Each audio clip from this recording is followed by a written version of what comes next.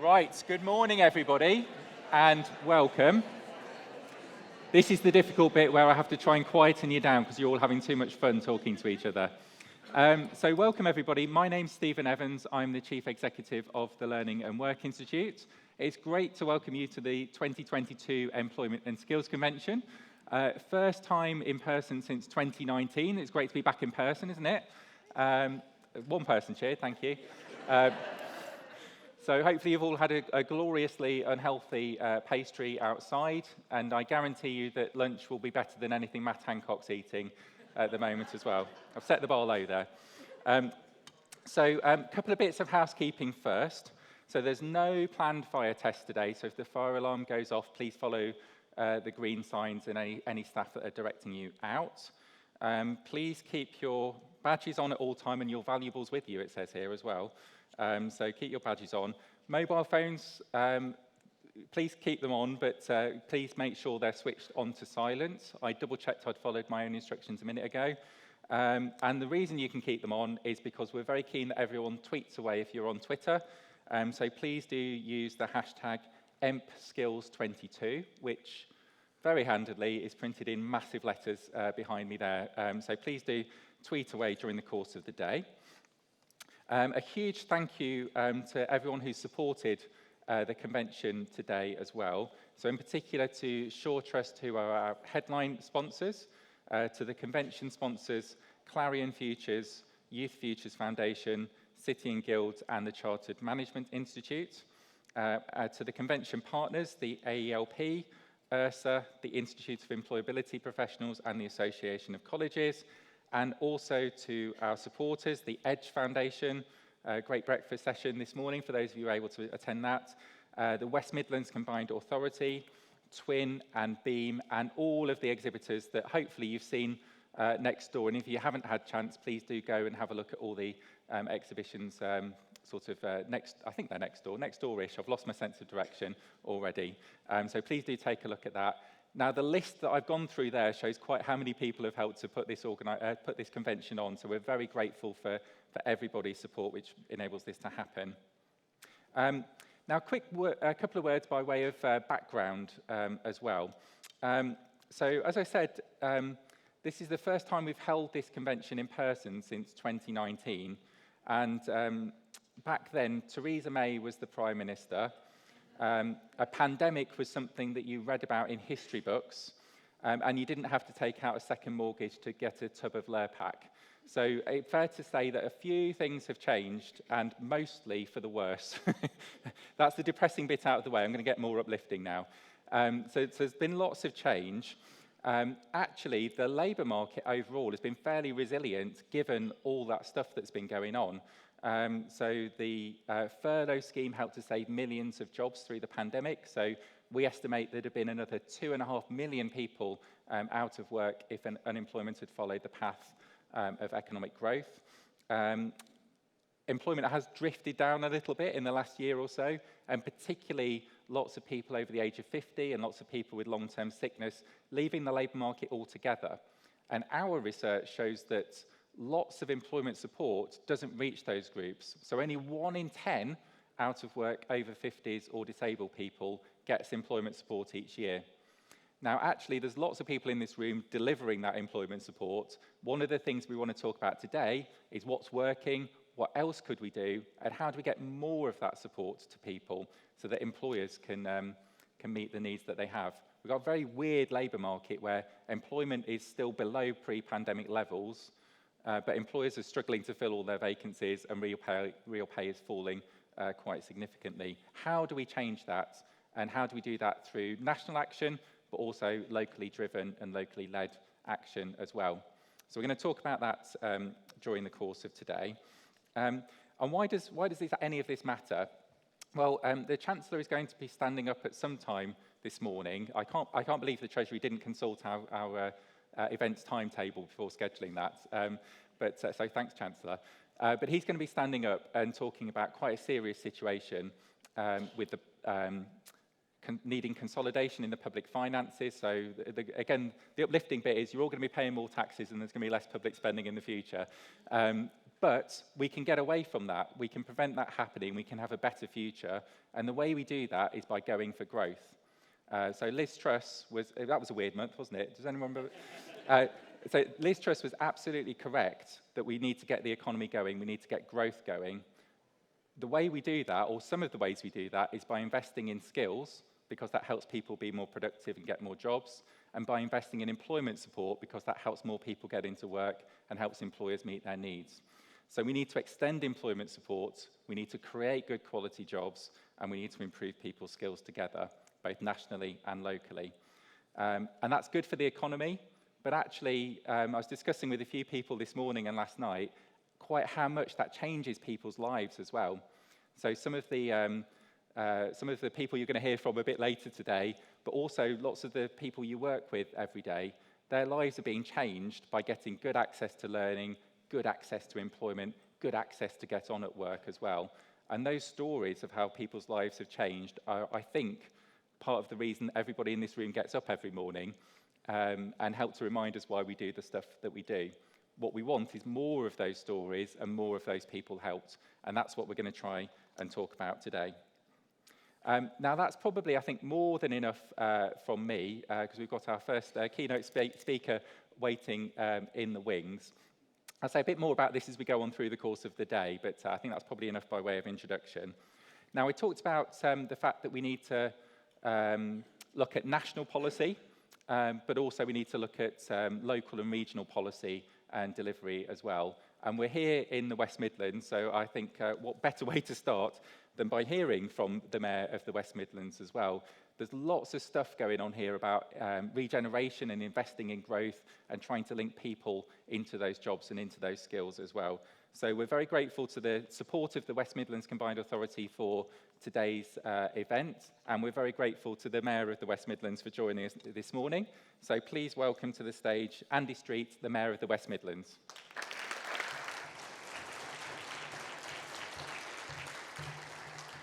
Right, good morning, everybody. And if we're starting with gratitude, Stephen, I should just say a big thank you to you for bringing your first in-person conference in 3 years out of London to the beating heart of the country. So it's lovely to have you all here. I think lots of you stayed over last night, so I hope you went and spent some money in our economy. If you tried to come by car, I'm sorry. The trains were working normally yesterday, and of course, as we all say here, it'll all be great when it's finished. The problem is Brummies have been saying that for 50 years, and I suspect they'll be saying it for the next 50 years. But genuinely, it's lovely to have you here. And thank you also for the concentration of the conference on what we all know is a critical issue at a critical time. And we'll get straight into the issues here in just 1 minute. But I've just literally yesterday come back from India. And I have to tell you to start off, if we think we've got challenges with our labour market, I was in Hyderabad with a Coventry-based IT company, and they're recruiting about 600 people there. Pay rates there are running at an increase of about 35% a year. They're literally bringing millions of IT graduates onto the market every year, and it does make you think. Our little issues, we can get very parochial, but that's actually what we're up against, the sort of super cities of the developing world of the future, and it makes you think about what's going to be required for us to compete with them. Anyway, what I thought I would do this morning, because I guess the reason I'm here rather than a national politician is that you want to get this about local, regional. What are we actually trying to do here to make a sense of the sort of tapestry, you might call it, that we've got? So I want to cover three things. What have we done with the devolved powers that we've already got? What are the current challenges to us? And what do we want to do? And I'll introduce something that you might not have heard about that we're calling our Trailblazer Devolution Deal. This is an opportunity that ourselves in Greater Manchester have been offered to negotiate with Michael Gove, as he's now back in that role. And skills and employment support, as I'll go on to talk about, is absolutely at the heart of that. So those are the three things I thought we would cover. Then there's going to be a bit of time for any questions. The big picture, of course, is really very, very straightforward. That we all know that your agenda is mission critical to levelling up. Of course, it is critical for the nation as well. But without improvements to the skills, qualifications of our workforce in a region like this, there is no prospect of us closing the gap with the most successful parts of the country, no prospect of better pay ultimately, and dealing with the social mobility issues. And just to sort of really get ourselves in a bit of a downer at the beginning, when I started this job 5 years ago, 4 of our local authorities, Wolverhampton, Sandwell, Dudley and Walsall, were all in the bottom 10% for social mobility in the country. So if you're a poor kid born in Wolverhampton, you are likely to end up as a poor adult living in Wolverhampton. And that is the sort of challenge that this agenda is trying to address. So right from the start of the CA and my mayoralty, this has been a defining issue for us, really. So in our first devolution deal that was done to set up the combined authority back in 2016, and then our second devolution deal in 2018, this agenda has been right there at the heart of it. And the main victory that we had, of course, was the devolution of the 130 million a year adult education budget that we started off in 2019. But since then, we've been able to add other cash onto that. And so we've built that war chest over the years to about 650 million. We've had of devolved funds. We've brought in private sector cash as well. It isn't just about public sector cash. So our apprenticeship levy transfer fund, which is where big companies can put their unspent levy into a pot that we then use to deliver apprenticeships with SMEs. We've built that to a fund of about £40 million. That was our target. And that's generated about 3,000 apprenticeships across the region. So we've tried to say, what's the private sector contribution to this? But as well as the pure cash, what I'm going to go on to explain is what we've tried to do is sort of put ourselves, and I don't want to overplay this, but the centre of the structure. We're the sort of link, the glue that connects all of this activity to the economic plan. So perhaps I should just explain what we did really. And the simple strategy, it's very straightforward. What we said we would do is think about which areas of our economy were going to be growing the fastest, and what are we going to do to make sure our youngsters, and indeed those retraining, have got the jobs, the skills needed to get good jobs in those sectors of the future. So it started absolutely with an economic plan. We called it, you mentioned Theresa May, but in her regime, it was called the Local Industrial Strategy. We had it signed off, so did Greater Manchester. Which are the areas of the economy that are going to be really vibrant, and what is their skills need? And then we made sure our cash was focused on those areas. How we did it, and this was quite a brave decision, had to be worked through. We reduced the number of providers we'd had for our adult education budget from about 400 who we inherited when it was run nationally.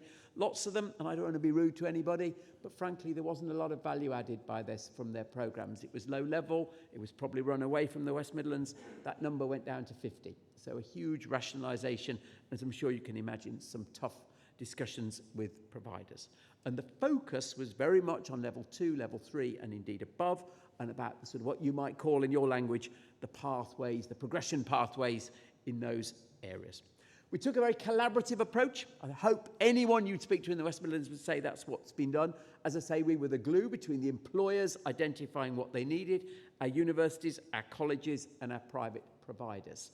And if I give you examples of what that actually meant on the ground, our colleges come together to form what they call Colleges West Midlands, hardly an original title, but the idea is very simple. It is a team of all 21 of them working together with us, doing complementary things rather than competing with one another.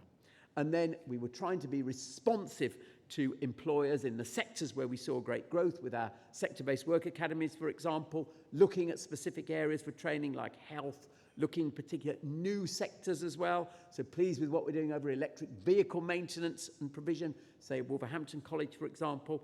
And of course, what we're now doing with retrofitting skills, an area where I'm sure wherever you're from in the country, you're thinking about.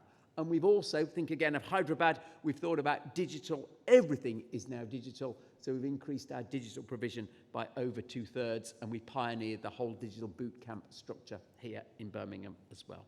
We've also tried to prove the point that local can be responsive. So you all remember the HGV driver crisis of 3 years ago, autumn 2019. We were, before that crisis, or as that crisis came, using our local money for training in those skills as well. And I knew we were making progress in our approach when I went and sat down with the CEO of one of our colleges. I'll call out Walsall College, and he literally took me through his curriculum and showed me how each of his his programmes lined up with our regional economic strategy. That was when I knew it was making a difference, and that's what he was able to prove. I also knew, more practically, when construction of HS2 is obviously a huge opportunity for this region, I sat down with 5 young people who were homeless and had come through one of our construction gateways and are now starting their career on HS2. So that was lovely to see. And at the end of the day, as Steve said earlier on, we'll be hosting the reception, the networking reception at the end of the day, and some of the people who've benefited from some of these programs will be there, hopefully you to talk to, so you can hear it from them rather than just from me. And I'm pleased to say our efforts have also shown in the stats, and I know you can prove anything with stats, so we'll go over them very quickly. Proportion of our workforce trained to different levels. Level 3 years ago when we got the devolution, was 48%, up to 55, level 4, 31 to 37, and no qualifications, 13 to 10. And given that this was the worst qualified place in the whole country back in the crash in 08, and we're now far from that, we can demonstrate that we are clearly closing the gap on the national average and improving faster than other places. So it is definitely encouraging. But it's not done. No one is complacent. We've still got enormous challenges when you look at our regional stats and performance. And they're probably not actually different to elsewhere, but I'd probably say they're even more intense here. So the West Midlands as a region, we're not proud of this, now has the highest unemployment in the country, 4.7%. We overtook, going the wrong way, the North East 2 months ago. And just as Stephen said, in the year, employment is just a little down, inactivity is up. So unemployment is basically the same, but you see less people in work, more people being inactive. And if you just look at this city, today there are 80,000 vacancies in this city. But at the same time, we've got some of the highest unemployment in any constituencies in the country. So in a sense, we have a most intense version of it. And the thing that is perhaps more intense here than anywhere else is the proportion of people in low-pay jobs. So they are claiming benefits, but they're employed. So this idea of in-work poverty is a huge challenge here. About 40% of people on UC in Birmingham are actually working. So a big challenge. But perhaps the biggest challenge of all, and to go where Stephen went at the beginning, this is an exciting challenge, but my goodness, it's a big challenge to everyone in this room. This region's economy is changing its shape very, very fast. We're still the manufacturing capital of the country. That's good.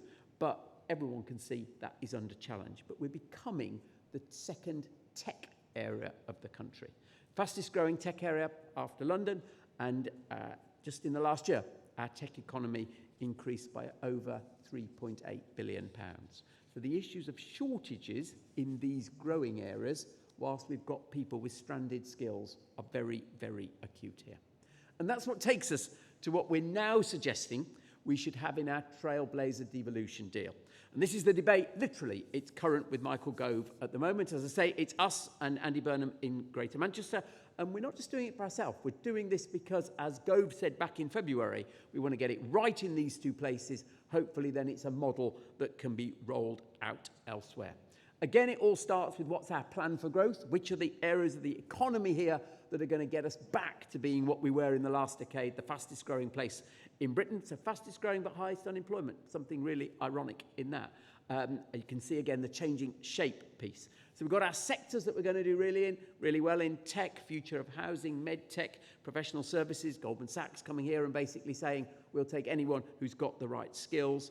But to be underlying that, our training, our skills and employment support is fundamental to it. So what we're arguing with government is 3 asks. And by the way, this is cross-party agreement in the West Midlands. This is not Conservative Mayor talking to Conservative government. This is cross-party. Everyone is agreed on this. First thing we want to do is step into a leadership role, more of a leadership role, a coordination role in the post-16 technical and vocational skills provision. Yes, we've got the AEB bit of it, but it's not the whole piece. Now, the government have said they will lead with what they call the local skills improvement plans.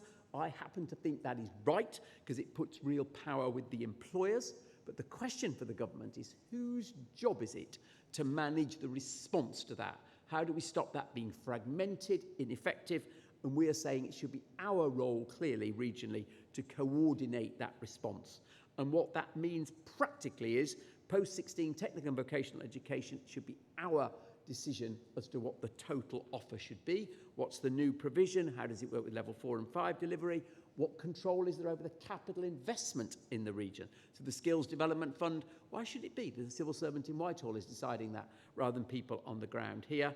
And one particular budget we're after is the National Traineeship budget to sit alongside so many of the others that have come. So that's a clear ask. The second ask is around careers education. I personally think the current system is bust. Now, I don't want to be critical of anybody there.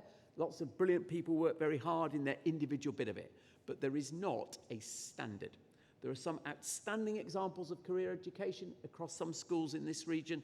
There are some very lousy ones. And our offer is basically to establish a standard, work with the providers as they are at the moment, so the strategic responsibility of defining what we're doing, then the operational responsibility for working with the National Careers Service. And then the third piece that we're pushing is more a DWP than DFE piece, and it's about co-commissioning employment support. And I feel very strongly that this should be done locally because the national programmes, such as Restart, for example, I do not believe they are really getting under the skin of what the local issues are. The government's acknowledged that Walsall will be the national pathfinder with us to do this. And if you look at the particular issues in some of our toughest job centres, I went and literally sat with work coaches at the Perry Bar Job Centre. Unemployment there is about 15% a few weeks ago. And you talk to the work coaches and say, what are the issues? A third of our people have got mental health issues. Over 25% are ex-offenders. Shocking, but true. And we've got a large number of people with disabilities, and we've got a very large number of people who cannot do more work because of fear of their housing benefits. Now, the question I would ask is how do some of the national employment support programmes really address those issues which are rife in the toughest areas of our community? If you go to Sutton Coldfield, you go to Solihull, much more affluent communities, it is very different. This is about the issues that are concentrated very geographically in the toughest areas. And we want to be working particularly on focused programmes there. And in particular, we also want to call out a focus on NEETs because too many of those are simply falling off our radar and we're not addressing what needs to be done. So allow us to work with DWP. The people on the ground, by the way, do a brilliant job, but I do want to work nationally with them to get that commissioning responsibility. So I hope that's clear. Being the coordinator of response to employers on LSIP, a regional standard around careers, and then a role in commissioning detailed on the ground in the toughest areas of employment support. So they're the clear asks of Michael Gove, Gillian Keegan and Mel Stride, and we go into bat literally next week to try to bring all of that to conclusion. And in exchange, what we're saying to them, and this is the sort of essence of devolution, the reasons for having the Andy Burnhams, the Steve Rotherhams, the Andy Streets, all of these people, is what we will continue to do is build that regional collaboration, not in my case, and I hope any others, in a very political way, but genuinely in a way that glues together politicians, businesses, universities, colleges, training providers to really address the key issues on the ground and ultimately to address those issues of social mobility that continue to challenge us here.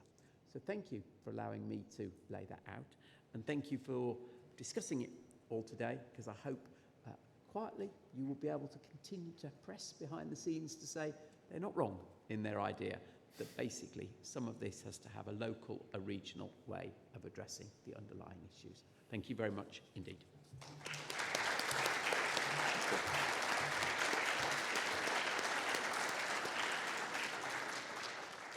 Great, thank you, Andy, and a lot of ground covered there, so lots for us to discuss. I am very happy to confirm that many people in this room boosted the nighttime economy of the West Midlands yesterday. You may see this in the next GDP stats, I don't know. Yeah, so lots of ground to cover, so I'm sure there's a ton of questions. I'm going to be cheeky and ask the first one, but please kind of get your questions ready and then put your hands up and we'll take in as many as we possibly can. So what I wanted to start at the end, actually, of what you were talking about. And I think one of the big challenges for the 21st century is how you get citizen-centred public services. And there's lots of really brilliant public services across this country. But where things are driven centrally in silos, too often people have to work around services rather than services working around them, I think. And some of the groups that you were talking about in those pockets of worklessness, if they're an ex-offender or they've got issues with housing or issues with their health or whatever, that's not something that one employment service on its own can solve. You need transport, you need health, you need housing, all of these things to work together. It feels to me you've got more chance of doing that locally than you have nationally, but I just wonder if that's kind of a reflection that you would share, and if that's some of the work that you're doing here in the West Midlands to try and join those things up. It's a really hard and fascinating question, but my rather simple first point on it would be, in some of these really endemic issues, the answer has to be local. Yeah. I mean, we learnt this in COVID. We actually learnt that the most effective community response was actually to entrust often the voluntary, or in this region, often the faith organisations that really are stuck in at a local level. And I feel strongly that in this employment support piece, we do not have enough of that. I mean, we talk about community resilience, and I can take you to apparently similar estates where the outcomes are very different, and it is dependent on how good the community infrastructure is there.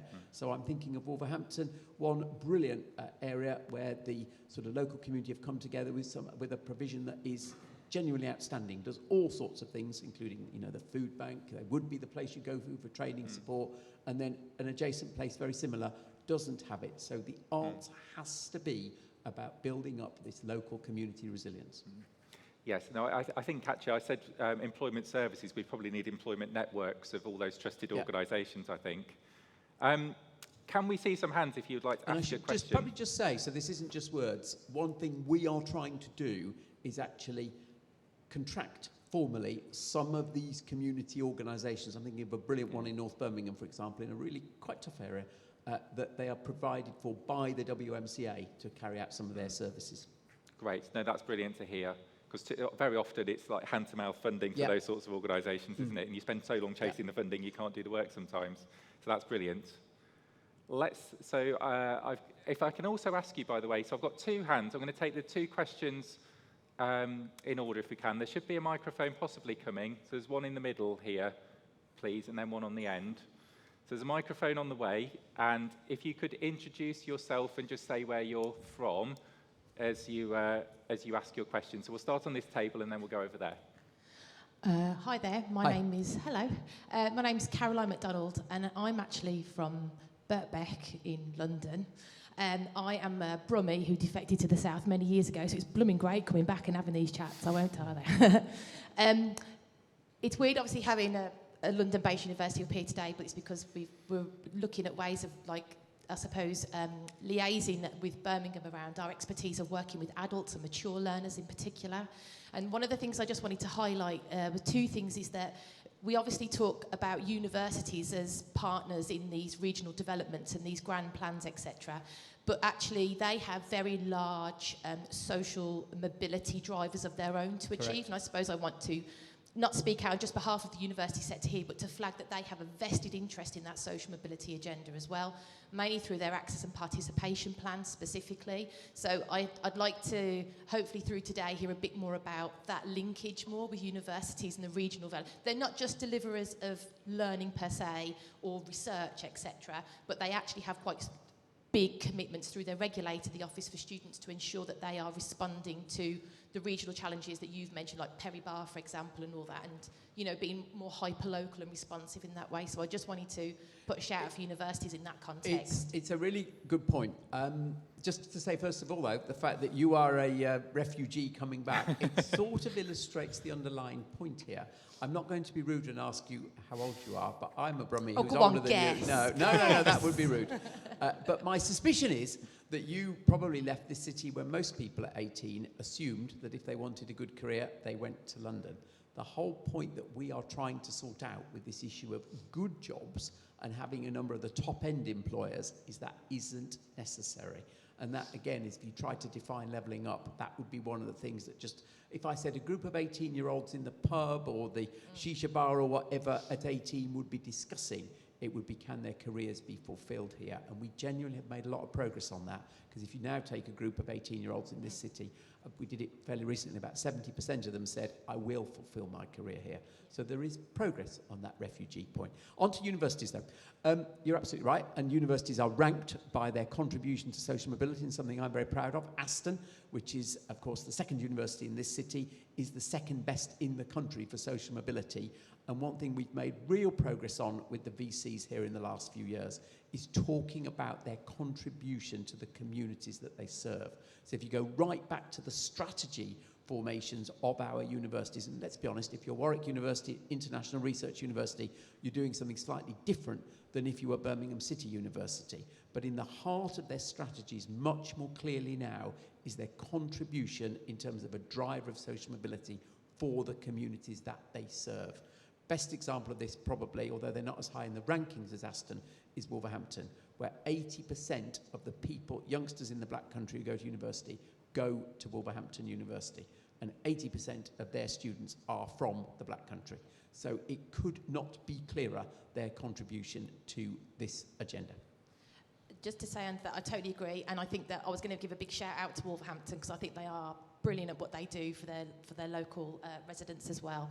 The other thing I was just going to add to this comment was something that we're really aware of in London, and I did go to university when I was 18. I went to Leicester and then I defected. I'm ever so sorry. But I'm back.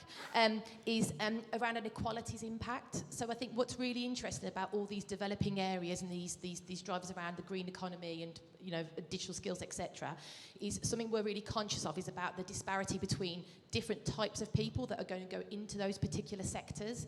And one of the things that we're looking at is around inequalities impact assessment, which allows us to understand any disparities between particular groups that are more likely to lean towards particular industries and sectors. And so therefore they, one comment earlier on in the breakfast session was about a propensity of men to go in particular sectors where there's a lot of investment going in, and women and marginalised groups are less likely to go in. So I suppose, again, you may not have an answer to this, and I don't mean to, it's just more that I think it's about the fairness and the spread of these opportunities, particularly in a city like Birmingham. You are right. That question can be taken in all sorts of ways, because if you look at attainment by different ethnic groups, the answer is actually that it is white males who do the worst now in this city. So in a sense, it might not be as you first think. However, perhaps very briefly to acknowledge your point, what we've tried to do in some of our expenditure of adult education budget is actually do some contracts that are specifically for groups that don't tend to benefit. So the best example of that would be our digital boot camps. We've made sure that over 50% of the participants are women, and we've made sure that within that, a good proportion, I can't actually remember the stat, I think it's actually 65% of the women are from BME communities. So, and remember, the BME proportion in the West Midlands is 38%. So we have actively tried to spend our money to address what you might call some of the natural tendencies. Great, thank you. So I think we had a question over here. Yes. Hello everyone, my name is Obina. I'm from Coventry University. So I just have a question around skills and graduates. So recently I came to Birmingham for some networking events, and I felt like a different energy, different to what I would normally feel like in Coventry. So is there like a long-term plan to, bring industries to not just Birmingham? Because you mentioned tech. Birmingham is now the second tech city. Is there like a long-term plan to bring like industries to Coventry, Wolverhampton, so that graduates are not leaving, going to London or coming to Brum to get jobs? Well, sir, I can't disagree with how you felt, but I can say I'm surprised, because all the data would actually say the Coventry jobs market is far more buoyant than the Birmingham jobs market. And if we take one of the sectors in our plan for growth, the whole electrification of the automotive industry, and indeed the whole battery sector and storage and that, and we know that's going to move beyond automotive, Coventry is the national hub for that. And we've actually seen, if you're qualified in the right areas, we see literally thousands of jobs in the Coventry sector around that piece. And we're seeing more and more inward investors come to Coventry on the back of that. Literally, I was out in India last week and we were talking to TVS Motorbikes about their electric bike being here, Mahindra about their bringing their electric bike here. We've seen Polestar, we've seen Ola, we've seen the whole story around JLR's electrification program there. So literally, sir, I'm sorry you feel that, but genuinely, the stats would say the opposite, actually. I guess we just need to create a buzz then. Now that's interesting. Now that is interesting, because if you look at the creative sector, and this probably won't surprise people in the room, the creative sector is very much focused on the biggest cities. So in the West Midlands, if you look at the share of creative jobs, that does fall to Birmingham. But if you look at top-end technical jobs, that's where Coventry would be strong. Now, we would clearly like to share that creative buzz more, but one thing I've always got to remember is we're actually competing with Manchester and London in that sector. And in that sector, Birmingham is the strongest suit. That's why the BBC are investing here. Thanks. Okay, thank you. So I've got one question at the front here, please. Are there any, and one at the back there as well, please. So we'll take those two. Oh, sorry, and then there's a third over there. What I'm going to do, because I'm conscious of time, is going to take all three together. Yep. We're going to take all three together and then come to you for responses to all if we can. The microphones are slowly making their way. Do you want to go first, Ollie? Hello, Patrick Craven from City and Guilds, and I was struck by a theme that emerged earlier on around this link between skills and productivity. Yes. And the continued challenge that we have to convince UK PLC to invest in skills and workforce, etc. Do you think sometimes we're doing enough to explain the nuance of productivity across different sectors? Because it occurs to me that it can mean different things to different sectors, and therefore having a conversation with employers about what skills investment means for them probably needs to be a bit more nuanced than a lot of the headline statements that we get. Okay, brilliant, thank you. We'll take a second question here. Hopefully it's just a quick question with a quick answer. I'm just interested in what you were talking about careers and standards. Do you think there's something fundamentally wrong with the Gatsby benchmarks and we need to raise the standard that way, or is it about how the discrepancy between how it's delivered in certain schools? Great. Well, let's take those two, and if we can just get the microphone over to the left there, please. Do you want to take those two? So let's just deal with the second question first, because that's straightforward. It's much more about the consistency of delivery. And that's where I believe we can establish a sort of West Midlands benchmark, and that's why I don't believe we need to dismantle everything, all the good work that goes on the ground. We just need to bring everything up to that same standard.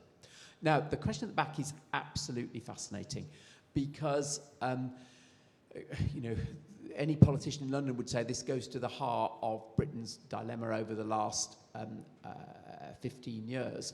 The thing I would say is if you looked at the West Midlands performance in the 2010 to 20 period, where we were the best performing regional economy, we were increasing our productivity, and actually pay was moving on the back of that. And that actually helps give people, you know, exactly what we've been talking about. Now, how do you bring that about? There's so many different elements of this. So one of the reasons that productivity improved in this region is we were reshaping our economy overall. So one thing the policymakers have to do is encourage, if not push faster, that reshaping actually, because it's a simple fact of economics. If you're in the new sectors, the margins are higher, the pay rates are higher, Look at clean growth as the fastest growing sector here. Pay rates in that manufacturing sector are much higher than the traditional manufacturing sector. So you have to develop the skills for that. But then there is also a piece then about the micro of productivity that comes through R&D investment in our existing piece. So if I could influence government thinking on this and could steer Jeremy Hunt before he stands up, I would say the thing that must be protected above all else is the government's commitment to the R&D through UKRI. Frankly, they could spend their money better than they do, and then that would actually then connect through to the skills and training and qualifications provision on the ground in the regions. So there are lots of elements to it, but the R&D, the innovation bit, is actually what we've got to cherish in this. Can I just ask a quick follow-on for that before we go to the next question? So I'd agree with all of that, and the sectors that you mentioned are There's real a but productivity. coming, though, There is a isn't but there? There's coming. a but. But most people work in health and social care or in retail or in hospitality. I know other parts of the country have talked about the foundational economy and tried to focus on that. So I'm just trying to make sure we don't leave those sectors behind. So I get asked this a lot, and this, I'm sure there'll be someone in the room who disagrees with me over this, but I do feel this very strongly. The West Midlands is not going to thrive by being better at retail than Manchester. If the West Midlands economy thrives in its area of specialism, retail will thrive here as well. And of course, if we improve the underlying skills level, that's why this underlying level 3 piece is absolutely critical, and we've now got that to the best ever proportion. Retail will also thrive in that way, but we make no apology for calling out what are the things that are going to make us distinct. Yeah. Every other boat rises with it, with a rising tide, but there's no point in just concentrating on the things where you're non-distinguished. Yes, and we do need the tide to rise, absolutely, yes. So we'll take a question. Yes, over there, Stephen. Hi, Stephen Exley from the LT Group, which is the UK's biggest FE and skills group, headquartered in Manchester. Andy, I was really interested in your exchanges with Andrea Jenkins at the Conservative Party conference around her surprising opposition to further devolution of skills provision. Obviously, Well, she's gone now. I was going to say her relatively brief tenure has come to an end there. I was interested in what you're picking up from the latest group of ministers in the DFE about how they're approaching skills devolution. Well, it's early days, so I don't want to bluff you. I don't yet know enough. The early signals, and of course Gillian Keegan we know well, the early signals are really very, very encouraging. But, you know, the point I was trying to make about Andrea, whatever her name is, Jenkins, was really rather more, systematic than maybe the way I ask your question. This shouldn't be about what an individual minister thinks. This is policy of government. And the minister's job is to get on and do the devolution, not say, quote unquote, she doesn't like mayors. And that's why I was fairly blunt in my response, that we cannot have national government on the whims of whether a relatively junior minister likes or dislikes mayors. This is whether this is the right thing to do or it's the wrong thing to do. And the government has said very clearly, and the Levelling Up White paper was done, and the bill is going through Parliament, this is what we're committed to. I think this country would look a bit different if the assumption was everything was local unless central government can prove it can do it better rather than the other way round, which is how it seems at the moment. We're marginally over time, but I'm going to try and shoot in one more question. Quickly, then, very quick then one. You've got to keep time and I've got to go. Exactly. Yeah. So the very, very quick question is, so I noted down your stats about qualifications improvements. Yeah. So that all sounded brilliant. Yeah, I saw you do that. I'm an economist, I have to confess, so I like the stats. The one thing I wanted to ask about was essential skills like literacy, numeracy, and digital as well, which are foundational for that progression, but also for life and work more generally, and just your kind of priority around that. Well, this is hard actually, because nobody's going to sit here and say they are absolutely mission critical to the overall. But when you've got a budget, there have been some tough decisions here, because to get some of our resources into what we've described, more into level 3, more into some of the specifics for the new sectors, it does eat into that. Digital, you say it's a foundation. We have really prioritised that. We've also drawn specific new money that we won directly from government because of the pleased with what we were doing. So I can prove to you we put substantially more into digital, and it is definitely paying off. Brilliant. Thank you very much, Andy. We could have talked for much, much longer because there's so much going on here. But we're very grateful for your time this morning, and also to the West Midlands Combined Authority for hosting us here and for supporting this event as well. And we look forward to coming back and hearing more about the brilliant stuff going on. So a huge thanks to Andy. Let's give him a round of applause. Thank you so much for that. Appreciate it. Right, and Andy is dashing off to another meeting now, so I apologise that you're a couple of minutes late, which is my fault. So thank you so much for that. Now, we are now coming to a break. So you've got a chance to go and grab a cup of coffee and possibly a biscuit. I may have overpromised there. Next door.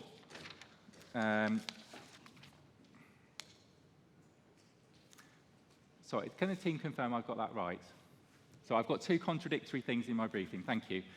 It's all seamless. So yes, you can go and get a cup of coffee and potentially a biscuit, and then we're back in here for the next session next. So thanks very much, everyone, and go and enjoy a break.